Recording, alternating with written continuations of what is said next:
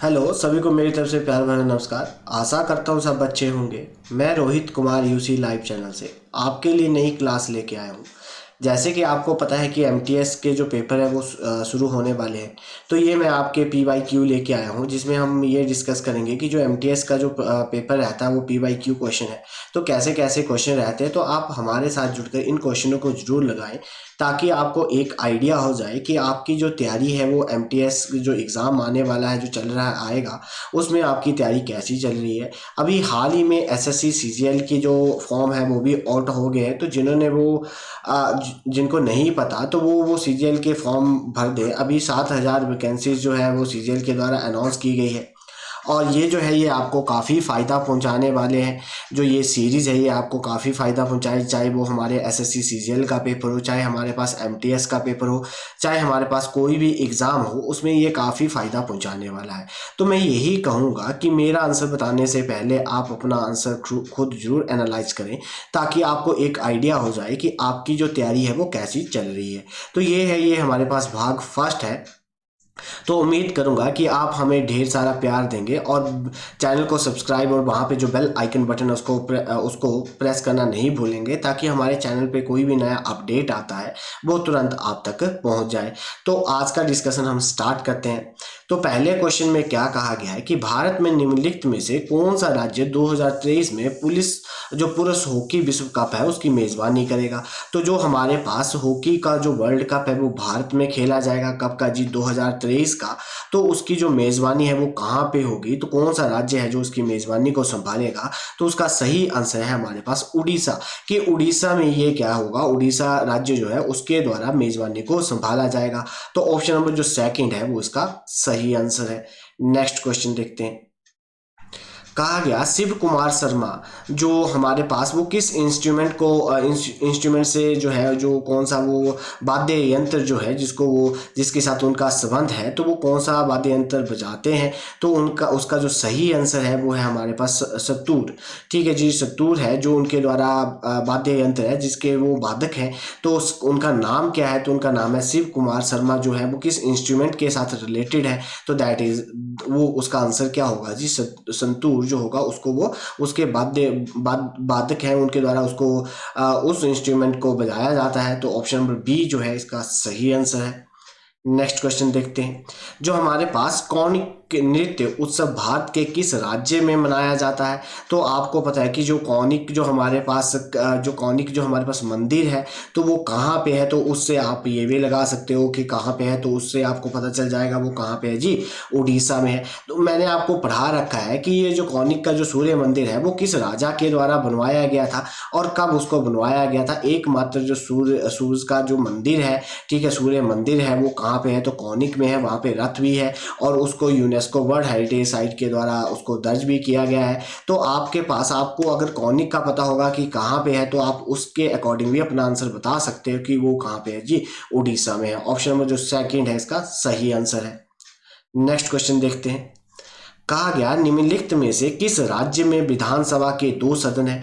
तो जो हमारे पास विधानसभा के दो सदन है, मतलब वहाँ पे हमारे पास two houses of the state legislature, कि हमारे पास वहाँ पे लेजिस्लेटिव असेंबली भी है और जो है हमारे पास लेजिस्लेटिव काउंसिल भी है। तो वो कहाँ पे है जी, महाराष्ट्र में। तो महाराष्ट्र में दोनों चीज़ें हैं, लेजिस्लेटिव असेंबली भी है। तो लेजिस्लेटिव असेंबली को क्या बोलते हैं, तो उसको बोलते हैं लोअर हाउस। और जो हमारे पास लेजिस्लेटिव जो काउंसिल होती है, जो लेजिस्लेटिव हमारे पास असेंबली होती है, सो लेजिस्लेटिव जो काउंसिल होती है उसको बोलते हैं अपर हाउस। ठीक है, तो ऐसा कौन सा राज्य है जिसमें दोनों है।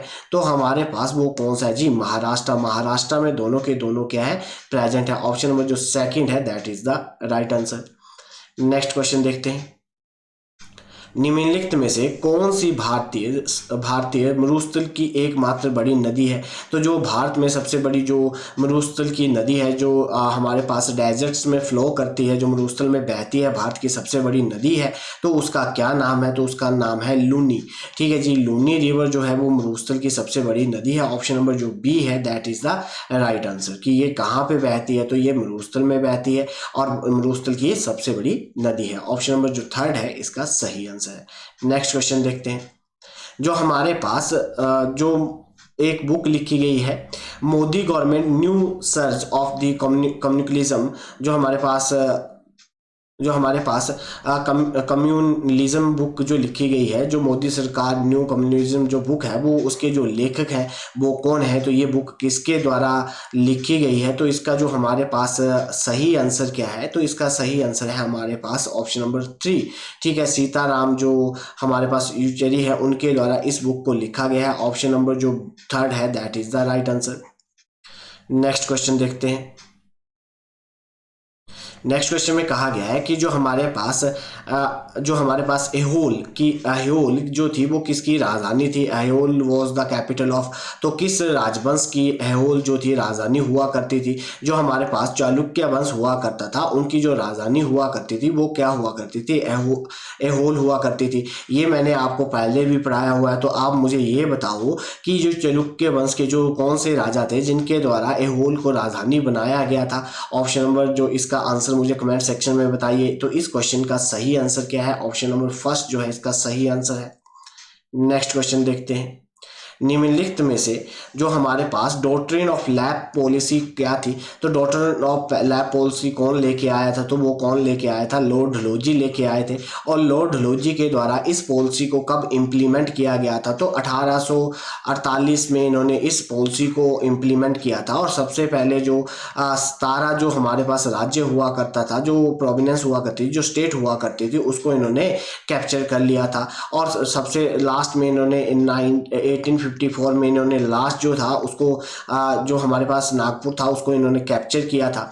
तो इनकी एक पॉलिसी थी कि इनके ये कहते थे कि जिस भी राजा की कोई भी संतान नहीं है तो उनका जो राज्य है वो किसके अधीन आ जाएगा, ब्रिटिश गवर्नमेंट के अधीन आ जाएगा। तो इनकी एक फिलॉसफी थी कि जिनकी कोई संतान नहीं है तो वो राज्य को नहीं संभाल सकता, तो उनका जो राज्य है वो किसके अधीन आ जाएगा, तो ब्रिटिश गवर्नमेंट के अधीन आ जाएगा। और इस पॉलिसी का बड़ा ही क्रिटिसाइज किया जाता है क्योंकि इस पॉलिसी को जब हमारे पास 1857 का जब रिवोल्ट हुआ, जब 1857 की क्रांति हुई, उसके बाद क्या किया गया, उसके बाद जो हमारे पास जो गवर्नमेंट ऑफ इंडिया एक्ट आया, 1858, तो उसमें क्या किया गया, ये जो पॉलिसी थी इसको वापस ले लिया गया। और वहाँ पे जो वॉइस रॉय की जो हमारे पास गवर्नर जनरल ऑफ इंडिया हुआ करते थे, कौन हुआ करते थे, गवर्नर जनरल ऑफ इंडिया हुआ करते थे, उनकी पोस्ट को बदल दिया गया और क्या बना दिया गया जी, वॉइस रॉय बना दी गई।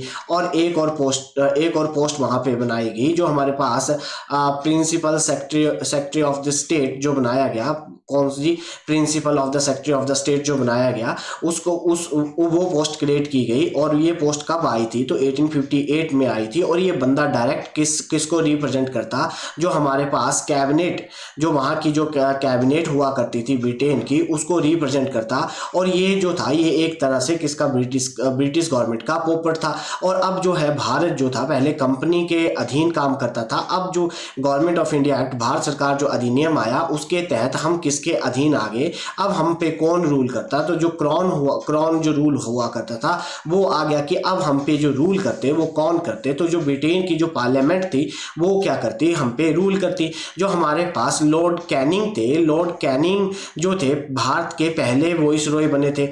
और जो अंतिम गवर्नर जनरल ऑफ इंडिया थे वो भी लॉर्ड कैनिंग थे। और इनको क्या बनाया गया था, इनको बनाया गया था वॉइस रॉय। और वो वॉइस रॉय जो था वो कौन था, तो वो एक रिप्रेजेंटेटिव था, ब्रिटेन को रिप्रेजेंट करने वाला बंदा था ब्रिटेन की तरफ से। जो हमारे पास लॉर्ड डलहौजी थे, इनके बारे में मैंने बता दिया। जो लॉर्ड माउंटबेटन थे ये भारत के अंतिम गवर्नर जनरल ऑफ इंडिया थे। ठीक है, जो हमारे पास ये भारत के लास्ट वॉइस रॉय थे। और जो हमारे पास स्वतंत्र भारत था उसके पहले गवर्नर जनरल ऑफ इंडिया ये बने थे। ठीक है जी, ये लॉर्ड माउंटबेटन प्लान भी लेके आए थे जिसके अकॉर्डिंग जो था भारत को 2 भागों में विभाजित कर दिया गया था, वो भी इन्हीं के दिमाग की उपज है।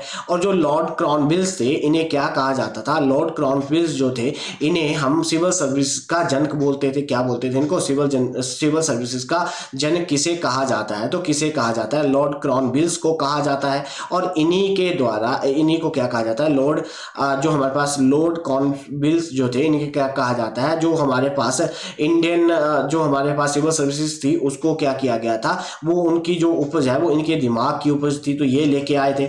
और 1858 में और क्या बात की गई कि ये इंडियन सिविल सर्विस लेके आए थे, जिसमें क्या कहा गया कि अब भारतीय भी क्या कर सकते हैं, एडमिनिस्ट्रेशन में आ सकते हैं। तो ये भी यही लेके आए थे। तो ये इंपॉर्टेंट बातें थी जो मैंने आपको बताई। तो उम्मीद करूंगा कि आप वीडियो को लाइक, चैनल को सब्सक्राइब करना नहीं भूलेंगे। नेक्स्ट क्वेश्चन देखते हैं।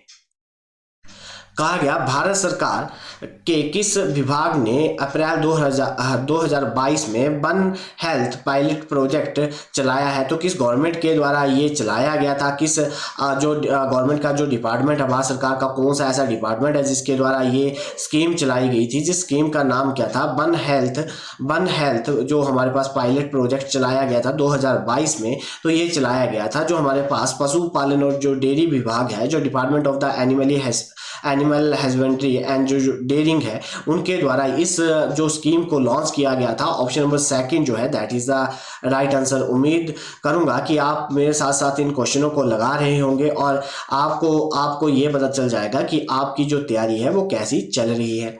नेक्स्ट क्वेश्चन देखते हैं। कहा गया निम्नलिखित में से कौन सा कृत्रिम जो परि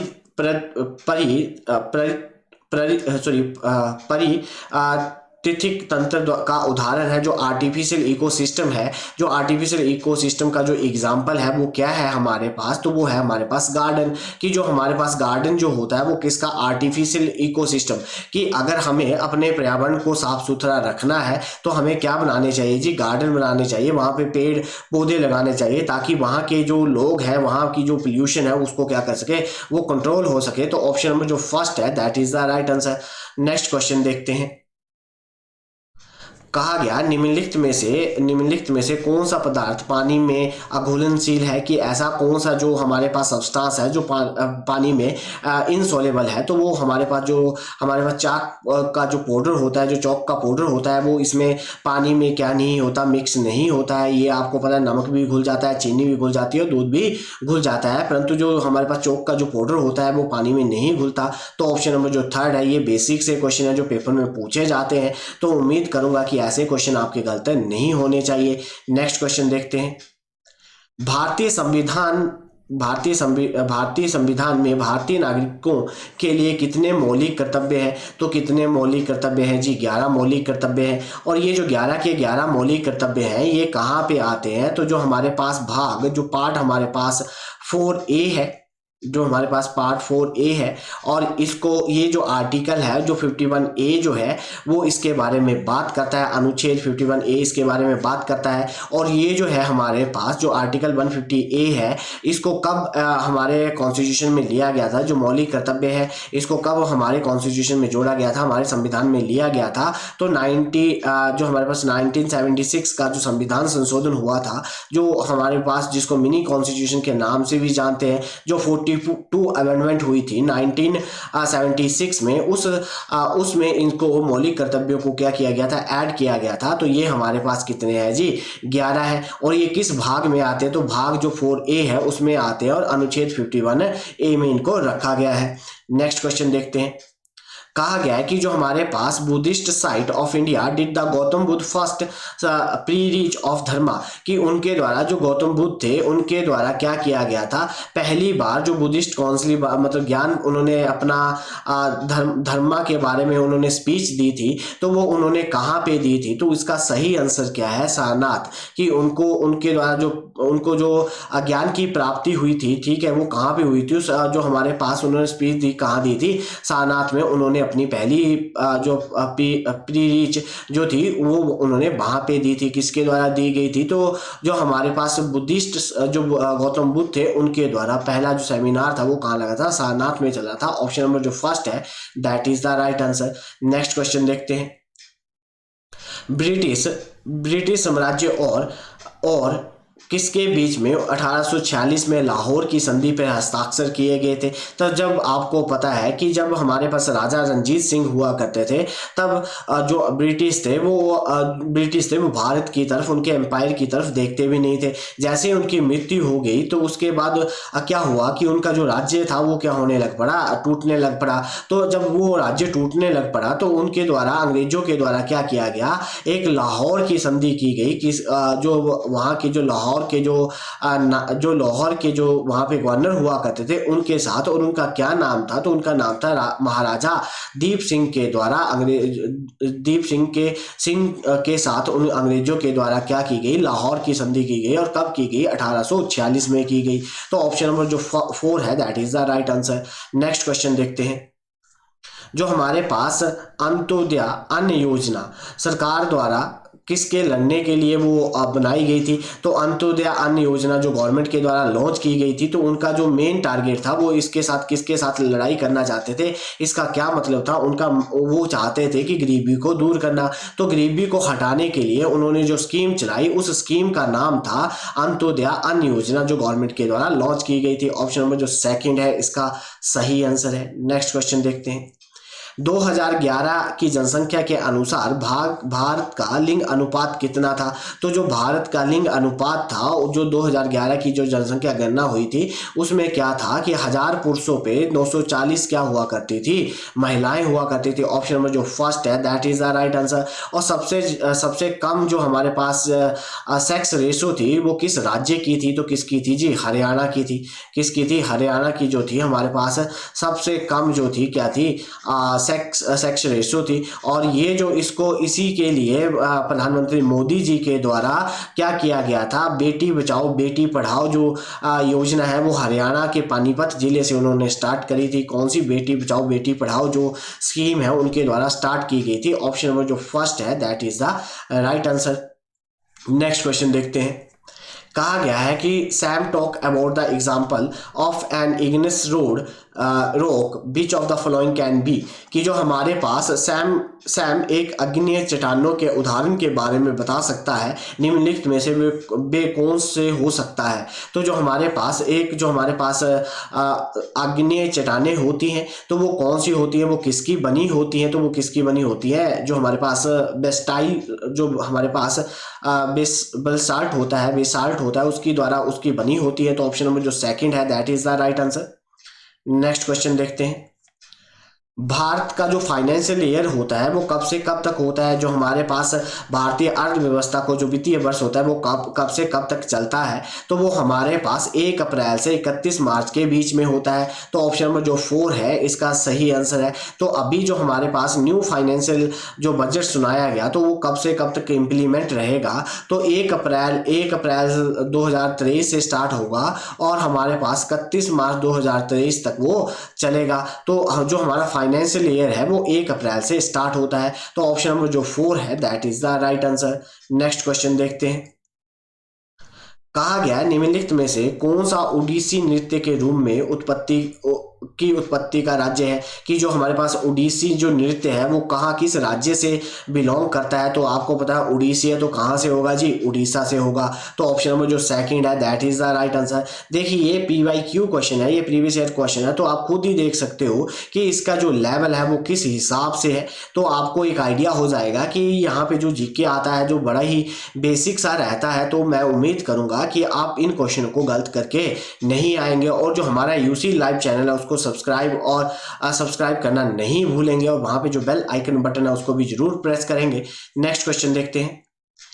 कहा गया कि हमारे पास जो 2022 तक भारत के निम्नलिखित में से कौन सी ट्रेन सबसे तेज थी, जिसका जो हमारे पास ट्रायल किया गया था, जो ट्रायल पे दौड़ाई गई थी, तो वो कौन थी, वंदे भारत एक्सप्रेस, जो ट्रेन 18 के नाम से भी उसे जाना जाता है। तो ऑप्शन नंबर जो 1 है that is the right answer, कि वंदे भारत जो एक्सप्रेस है जिसके पहले ट्रेन 18 के नाम से जाना जाता था, उसका बाद में नाम चेंज कर दिया, उसका बाद में नाम क्या रख दिया, वंदे भारत एक्सप्रेस रख दिया। तो ये भारत की सबसे फास्टेस्ट ट्रेन है जिसका ट्रायल किया गया था अप्रैल 2022 में। नेक्स्ट क्वेश्चन देखते हैं। जो हमारे पास गुलाम वंश के जो शासक थे गियासुद्दीन बलबन ने पदवी जो थी वो उन्होंने अपने नाम के साथ जो उन्होंने पदवी हासिल करी थी, जो अपनी राजगद्दी पे बैठे थे, वो 1265 से लेकर 1246 तक रहे, और उन्होंने अपने नाम के साथ एक उपाधि लगाई थी। उस उपाधि का नाम क्या था, उस उपाधि का नाम था जिल-ए-इलाही। जिल-ए-इलाही के नाम से किसको जाना जाता था, उन्होंने अपने नाम के साथ लगाया था, और उनका नाम क्या था, गियासुद्दीन बलबन थे। और इन इसका मतलब क्या होता है, ईश्वर की छाया। ऑप्शन नंबर जो थर्ड है that is the right answer कि शैडो ऑफ द गॉड। तो इन्होंने अपने नाम को अपने आप को क्या उपाधि दे के रखी थी, जिल ए इलाही, ईश्वर की छाया। ऑप्शन नंबर जो थर्ड है that is the right answer. Next question देखते हैं। बेकिंग सोडा, जो हमारे पास बेकिंग सोडा होता है उसका रासायनिक सूत्र क्या होता है, तो बेकिंग सोडा का रासायनिक सूत्र होता है NaCO3।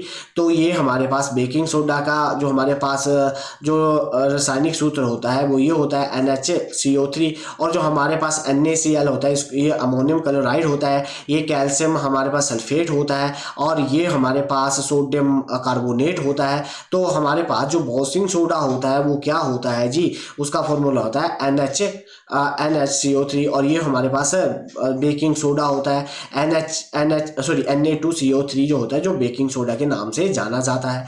नेक्स्ट क्वेश्चन देखते हैं। निम्नलिखित में से जो हमारे पास बराक ओबामा की आत्मकथा है उसका क्या नाम है, जो हमारे पास इसमें से ऑटोबायोग्राफी है किसकी, बराक ओबामा की, तो उसका क्या नाम है, तो उसका हमारे पास नाम क्या है, dream from my father, a story of the rich and in inheritance. जो हमारे पास बराक ओबामा की जो हमारे पास ऑटोबायोग्राफी है उसका नाम क्या है, dream from my father, a story of the race of inheritance. तो ऑप्शन नंबर जो सेकंड है that is the right answer. तो ये किसके द्वारा, किसकी ऑटोबायोग्राफी है, तो किसके द्वारा लिखी गई थी, तो बराक ओबामा जी के द्वारा ये लिखी गई थी और ये उनकी आत्मकथा है। तो ऑप्शन नंबर सेकंड जो है इसका सही आंसर है। नेक्स्ट क्वेश्चन देखते हैं। जो हमारे पास कटीले जंगल और झाड़ियों की जलवायु परिस्थितियों किसके लिए सबसे आदर्श होती हैं, तो निम्नलिखित में से कौन सा पौधा जो है, पौधे की प्रजातियां पाई जाती हैं जिसके लिए जो क्लाइमेट जो कंडीशन होती है, जो हमारे पास झाड़ियां होती है उसके लिए कौन सा वहाँ पे जो पेड़ पौधे हैं जो पाए जाते हैं, तो उसका जो हमारे पास सही आंसर क्या है, यूफोरिबिया जो है वो वाले जो पेड़ है वो वहाँ पे क्लाइमेट में पाए जाते हैं। ऑप्शन नंबर जो 4 है that is the right answer. Next question देखते हैं। ग्रामीण रोजगार सर्जन कार्यक्रम की शुरुआत कब की गई थी, तो जो हमारे पास रूरल एम्प्लॉयमेंट जनरेशन जो प्रोग्राम है उसकी जो शुरुआत है वो कब स्टार्ट की गई थी, तो 1995 में ये वाली स्कीम लॉन्च की गई थी और उस स्कीम का नाम क्या था, रूरल एम्प्लॉयमेंट जनरेशन प्रोग्राम। तो ऑप्शन नंबर जो फर्स्ट है that is the right answer. Next question देखते हैं। जो हमारे पास यामिनी कृष्णमूर्ति किस शास्त्रीय नृत्य शैली के लिए जानी जाती हैं, कौन सी जी, यामिनी जो कृष्णमूर्ति है तो ये किस नृत्य शैली से संबंधित है, तो बड़ी बार ये पेपर में क्वेश्चन पूछा भी जा चुका है। तो वो भरतनाट्यम और कुचिपुड़ी उसके साथ इनका संबंध है। तो आप मुझे बताओगे कि जो हमारे पास भरतनाट्यम है वो किस स्टेट का जो है हमारे पास डांस है, और जो कुचिपुड़ी है वो किसका है, तो आपने मुझे बताना है। तो ये आपके लिए एक्स्ट्रा क्वेश्चन है, आप मुझे कमेंट सेक्शन में बताओगे कि ये किस राज्य के जो है नृत्य है। तो ये यामिनी जो कृष्णमूर्ति है ये इन दोनों के साथ संबंधित है, भरतनाट्यम है कुचिपुड़ी। तो ऑप्शन नंबर जो फर्स्ट है that is the right answer. Next question देखते हैं। निम्नलिखित में से कौन सा तबला वादक नहीं था, तो इसमें से कौन सा जो है वो तबला वादक नहीं है, तो इसमें से जो तबला वादक नहीं है जो हमारे पास शेख चिन्नामोला जो है वो क्या है, तबला वादक नहीं है। जो हमारे पास कृष्ण महाराज है ये तबला वादक है, जो जाकिर हुसैन है तबला वादक है, जो अल्लाह रखा है ये भी क्या है, तबला वादक है। तो ये तीनों के तीनों क्या है, तबला वादक है, परंतु जो शेख चिन्नामोला है ये तबला वादक नहीं है। तो ऑप्शन नंबर जो 4 है इसका सही आंसर है। तो उम्मीद करूंगा मेरे साथ साथ आप भी इन क्वेश्चनों को लगा रहे होंगे और अपना स्कोर लास्ट में जरूर एनालाइज करोगे ताकि आपको एक आइडिया हो जाए कि आपकी जो तैयारी है वो कैसी चल रही है। नेक्स्ट क्वेश्चन देखते हैं। कहा गया है कि हमारे पास ये स्टेटमेंट दी गई है किले के बारे में और हमें बताना है कि कौन सी जो बात है वो बिल्कुल सही है। कहा गया कि जो हमारे पास इसे मूल रूप से मक्काल के नाम से जाना जाता था, ठीक है जी, किले को इस जो हमारे पास इसे सन 1143 में एक पहाड़ी की चोटी पर बनाया गया था। क्या ये दोनों की दोनों जो बातें हैं ये किसको सेटिस्फाई करवाती है? इसका आंसर क्या है? तो ये है गोलाकोंडा। जो गोलाकोंडा जो फोर्ट है उसकी ये दोनों की दोनों बातें बिल्कुल सही है कि इसको ओरिजिनली क्या कहा जाता था? मैनकाल कहा जाता था। और इसको कब बनवाया गया था? हिल टॉप पे बनवाया गया था। और कब बनवाया था? 1143 में बनाया गया था। ये दोनों की दोनों बातें ये गोलाकोंडा जो फोर्ट है, जो किला है, इसको सेटिस्फाई करवाती हैं। तो ऑप्शन नंबर जो 4 है इसका सही उत्तर है। नेक्स्ट क्वेश्चन देखते हैं। निम्नलिखित में से किसने महात्मा गांधी को महिलाओं को नमक में शामिल होने की अनुमति देने के लिए राजी किया था? तो जो महात्मा गांधी के द्वारा एक सत्याग्रह चलाया गया था, जो हमारे पास डिसऑबियंस मूवमेंट चलाई गई थी, नमक बनाने के कानून को तोड़ने के लिए उनके द्वारा मूवमेंट चलाई गई थी। तो कब चलाई गई थी जी? 1930 में चलाई गई थी। वो जो थे वो 12 अप्रैल, कब?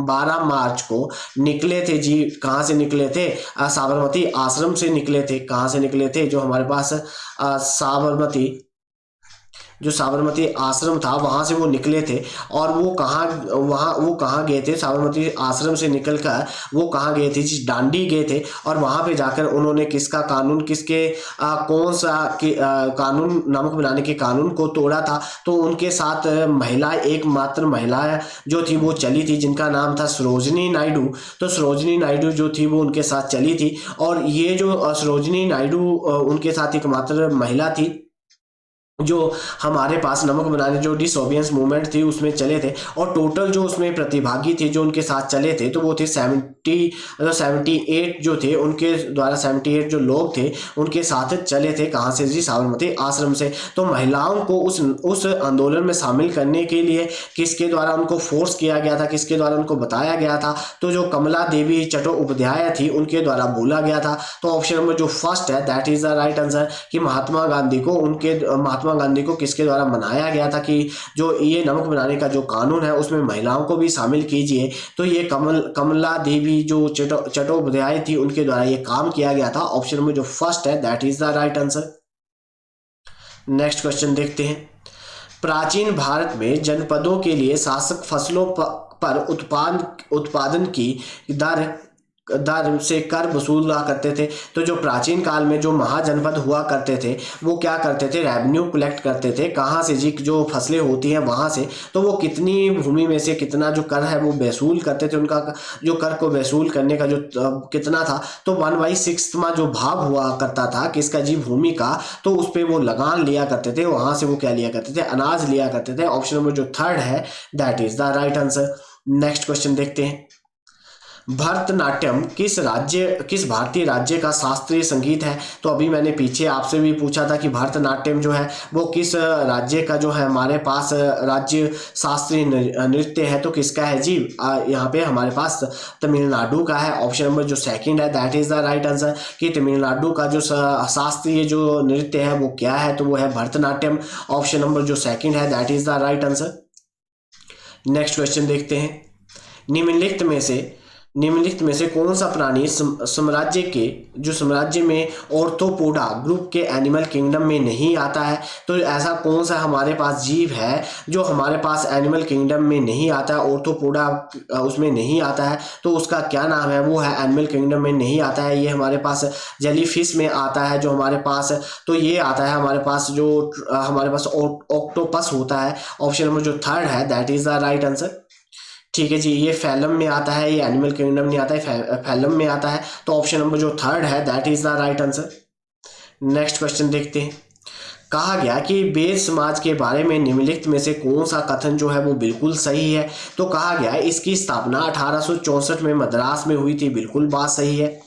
ठीक है जी, जो हमारे पास बेद समाज है इसकी स्थापना कब की गई थी? तो इसकी स्थापना 1864 में की गई थी। और कहाँ पे की गई थी? मद्रास में की गई थी। दूसरी बात देखते हैं। कहा गया इसमें जाति भेद को खत्म करने और विधवा पूर्ण विवाह और महिला शिक्षा को बढ़ावा देने के काम किए गए। बिल्कुल बात सही है। तो दोनों की दोनों बातें बिल्कुल सही है। तो इसमें जो जाति भेदभाव था उसको समाप्त किया गया था, और जो महिला पूर्ण विवाह हुआ करता था उस पर जोर दिया गया था, और महिला शिक्षा के पर भी बढ़ावा दिया गया था। तो ऑप्शन नंबर जो थर्ड है that is the right answer. Both जो है दोनों की दोनों बातें बिल्कुल सही हैं। तो ऑप्शन नंबर जो थर्ड हुआ इसका सही आंसर हुआ।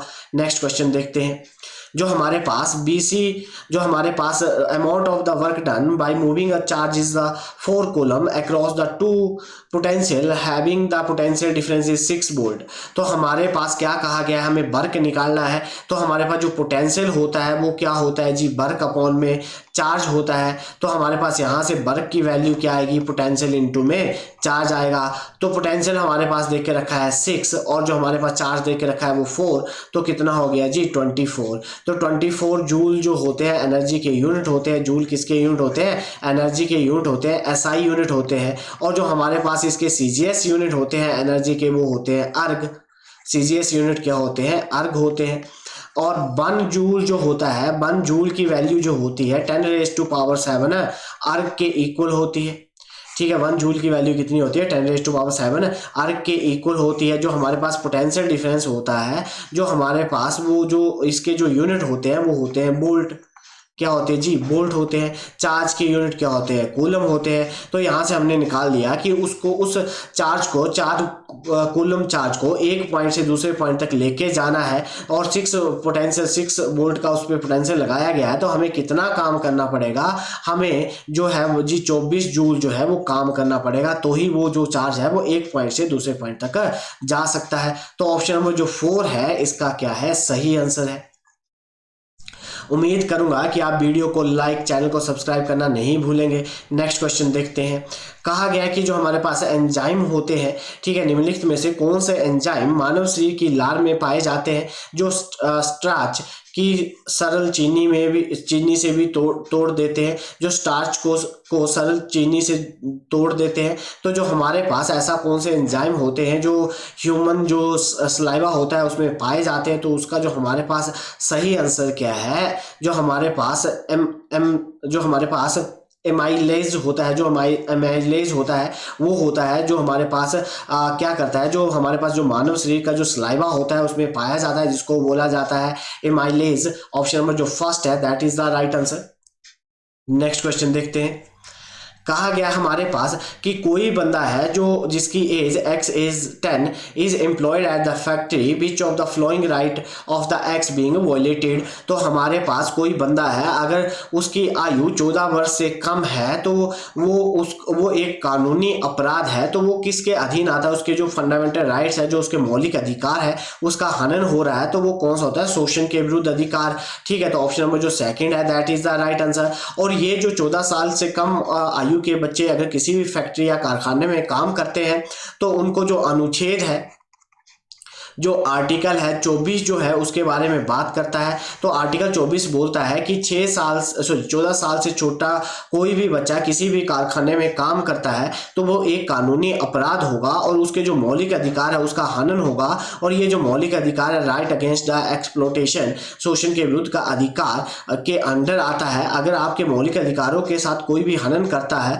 तो आप इसको चैलेंज कर सकते हैं हाई कोर्ट और सुप्रीम कोर्ट में। अगर हाई कोर्ट में जाओगे, उच्चतम न्यायालय में जाओगे, तो अनुच्छेद जो है हमारे पास 224 इसकी परमिशन देता है कि आपके जो मौलिक अधिकारों का हनन हो रहा है तो ये इसकी परमिशन देता है। अगर सुप्रीम कोर्ट में जाओगे तो आर्टिकल 32 जो है वो इसके बारे में आपको परमिशन देता है। तो सुप्रीम कोर्ट जो देखेगा वो आर्टिकल 32 के तहत देखेगा और हाई कोर्ट जो देखेगा वो आर्टिकल 226 के तहत देखेगा।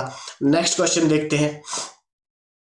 कहा गया निम्नलिखित में से किस अशुद्धियों से मुक्त प्राकृतिक जल को शुद्धतम रूप में माना जाता है, कि जो हमारे पास ऐसा कौन सी प्योरेस्ट फॉर्म होती है नेचुरल वाटर की तो उसमें इम्प्यूरिटीज नहीं होती, बिल्कुल फ्री होता है। तो वो कौन सा जल होता है, जो झरने का पानी होता है वो बिल्कुल शुद्ध होता है, क्योंकि वो जो होता है वो ड्रेन होके आता है, क्योंकि झरने का जो पानी है वो ड्रेन होके आता है। तो इसलिए उसको क्या माना जाता है, शुद्ध माना जाता है। ऑप्शन नंबर जो सेकंड है इसका सही आंसर है।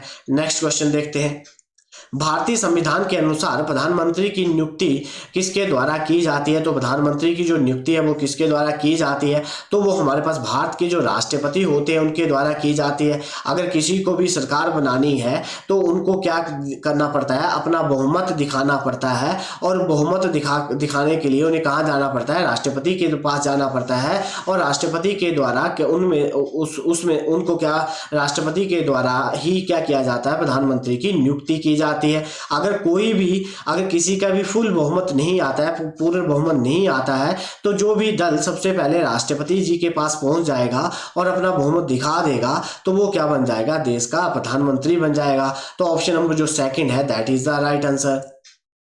नेक्स्ट क्वेश्चन देखते हैं। जो हमारे पास सागा दावा या जो हमारे पास पीटल, जो हमारे पास ब्लेस्ड जो हमारे पास फेस्टिवल है, भारत के किस राज्य में मनाया जाता है? जो हमारे पास सागा दावा और जो हमारे पास ट्रिपल ब्लेस्ड जो फेस्टिवल है वो कहाँ पे सेलिब्रेट किया जाता है? भारत के किस राज्य में सेलिब्रेट किया जाता है? तो कहाँ पे किया जाता है जी? सिक्किम में किया जाता है। ऑप्शन नंबर 4 जो है that is the right answer, क्योंकि ये जो फेस्टिवल है ये बड़ी बार पेपर में पूछे जाते हैं। तो सागा दावा जो है या ट्रिपल ब्लेस्ड जो फेस्टिवल है वो किस राज्य में मनाया जाता है? तो सिक्किम में मनाया जाता है। मैंने आपको बताया हुआ है कि सिक्किम जो है वो भारत का अंग कब बना, उसको भारत में कब शामिल किया गया, ये मुझे आप कमेंट सेक्शन में बताइए। अगर आपने मेरी पुरानी वीडियो देखी होंगी तो आपको पता होगा कि ये चीज मैं आपको पढ़ा चुका हूं कि सिक्किम को भारत में कब शामिल किया गया था। तो इसका सही आंसर क्या होगा? तो इसका होगा हमारे पास ऑप्शन नंबर जो 4 है that is the right answer. उम्मीद करता हूं कि आप वीडियो को लाइक, चैनल को सब्सक्राइब करना नहीं भूलेंगे और ये जो वीडियो है ये आपके आने वाले एग्जाम में आपको काफी फायदा पहुंचाने वाली है। ये जो वीडियो है ये आपके आने वाले एग्जाम में आपको काफी फायदा पहुंचाएगी। नेक्स्ट क्वेश्चन देखते हैं। कहा गया 2011 की जनगणना के अनुसार केरल की साक्षरता दर कितनी थी? तो जो हमारे पास अप्रोक्सीमेशन में बताया गया है कि जो हमारे पास केरल की साक्षरता दर थी वो 91 से 95 के बीच में हुआ करती थी। किसकी जी? केरल की। तो ऑप्शन नंबर जो फर्स्ट है that is the right answer. अगर पूछे कि केरल की जो साक्षरता दर थी वो कितनी थी तो 91 से 95 के बीच में थी। नेक्स्ट क्वेश्चन देखते हैं। जो हमारे पास एक निम्नलिखित में से किस देश में जुमिंग और कोनकू के नाम से जाना जाता है? कि जो हमारे पास जुमिंग है उसको किस कंट्री में कोनकू के नाम से जाना जाता है? तो ऐसी कौन सी कंट्री है जिसमें ऐसा किया जाता है? तो वो है हमारे पास वेनेजुएला। वेनेजुएला में जो हमारे पास जुमिंग है उसको किस नाम से जाना जाता है? उसको क्या बोला जाता है? कोनकू बोला जाता है। ऑप्शन नंबर जो 3 है that is the right answer. Next question देखते हैं। जो हमारे पास अल्लूरी सीताराम राजू भारत के किस राज्य के आदिवासी स्वतंत्र सेनानी थे? जो हमारे पास अल्लूरी सीताराम जी राजू जो थे वो भारत के किस राज्य के आदिवासी स्वतंत्र सेनानी रह चुके हैं? तो वो किसके थे जी? आंध्र प्रदेश के थे। ऑप्शन नंबर जो 3 है that is the right answer. कि पूछा जाए कि अल्लूरी सीताराम राजू कहाँ किस आदिवासी राज्य में मतलब रहने वाले थे और वहाँ के वो स्वतंत्र सेनानी हुआ करते थे, तो वो कहाँ के हुआ करते थे जी? आंध्र प्रदेश के हुआ करते थे। ऑप्शन नंबर 3 जो है इसका सही आंसर है। नेक्स्ट क्वेश्चन देखते हैं। कौन सा देश फीफा वर्ल्ड कप 2022 की मेजबानी करेगा? ये तो कंप्लीट हो गया है। तो ये इसने किसने करी जी? कतर ने करी। और आपके लिए ये क्वेश्चन है कि इस जो फीफा वर्ल्ड कप जो हुआ उसमें जो हमारे पास फीफा वर्ल्ड कप कौन जीता, ठीक है जी, और कौन रनर अप रहा और किसको गोल्डन बूट अवार्ड मिला, ठीक है जी, और किसको बेस्ट गोलकीपर का अवार्ड मिला। तो ये जो क्वेश्चन है ये पेपर में आने वाले हैं। जो ये करंट अफेयर से रिलेटेड क्वेश्चन है और ये इसकी पेपर में पूछने की जो प्रोबेबिलिटी है बड़ी ज्यादा है। तो आप मुझे कमेंट सेक्शन में ये बताओगे कि किसको गोल्डन बूट मिला और कौन बंदा था जिसको बेस्ट गोलकीपर का अवार्ड भी मिला, ठीक है, और कौन सी टीम जीती और कौन सी रनर अप रही, फाइनल किसके बीच में हुआ। नेक्स्ट क्वेश्चन देखते हैं। कहा गया है कि हमारे पास निम्नलिखित में से किस तत्व का परमाणु त्रिज्या सबसे बड़ी होती है? तो जो हमारे पास त्रिज्या है वो सबसे बड़ी किसकी होगी? तो लिथियम की क्या होती है जी? बहुत बड़ी त्रिज्या होती है। तो ऑप्शन नंबर जो 2 है that is the right answer. कि जो एटॉमिक रेडियाई होता है वो किसका ज्यादा होगा? तो किसका होगा जी? हमारे पास लिथियम का होगा, क्योंकि हमारे पास सबसे बड़ा किसका होगा जी? लिथियम जो होगा उसका होगा। नेक्स्ट क्वेश्चन देखते हैं। किस प्रकार के महापाषाण में पत्थर के टुकड़ों को कब्र के चारों ओर गोलाकार आकार में स्थापित किया गया था?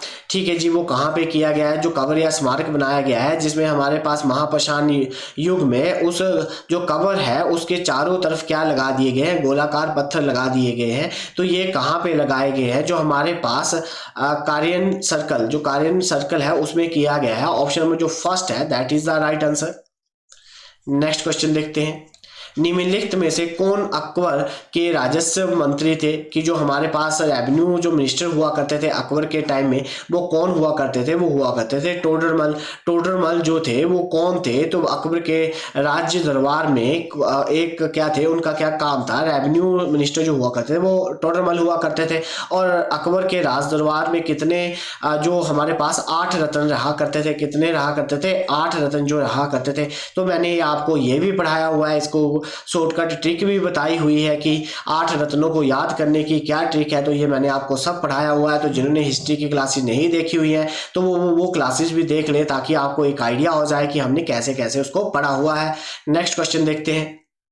भारतीय संविधान में मौलिक अधिकारों की विशेषता के लिए संविधान से उधार लिया है, कि जो ये हमने जो ये चीज़ें ली गई हैं, कौन सी जी, फंडामेंटल जो राइट है, हमने किस कंट्री से उधार लिया हुआ है? तो यूएसए से हमने इसको उधार लिया है। और जो हमारे पास फंडामेंटल जो हमारे पास मौलिक अधिकार है, ये किस में आते हैं? तो जो भाग हमारे पास जो भाग थर्ड है, वो जो भाग थर्ड है वो इसके बारे में बात करता है, किसके बारे में? मौलिक अधिकारों के बारे में बात करता है। और ये अनुच्छेद जो आर्टिकल 12 से लेकर 35 तक जो है वो हमारे पास मौलिक अधिकारों के बारे में बात करता है। तो ये जो चीज़ें हैं ये हमने कहाँ से ली हैं? तो कहाँ से ली है जी? संयुक्त राज्य अमेरिका से ली है।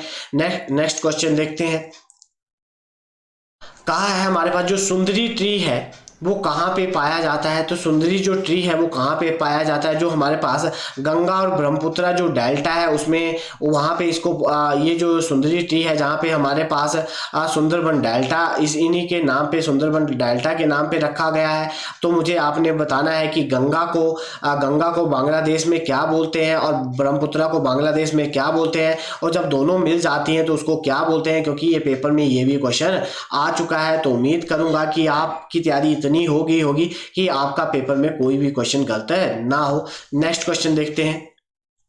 भारत के किस राज्य में नत्थाजली उत्सव मनाया जाता है? कि जो हमारे पास नत्थाजली जो हमारे पास उत्सव मनाया जाता है तो वो कहाँ पे मनाया जाता है? तो ये मनाया जाता है तमिलनाडु में। तो नत्थाजली जो उत्सव है वो कहाँ मनाया जाता है? तो तमिलनाडु में मनाया जाता है। ऑप्शन नंबर जो सेकंड है that is the right answer.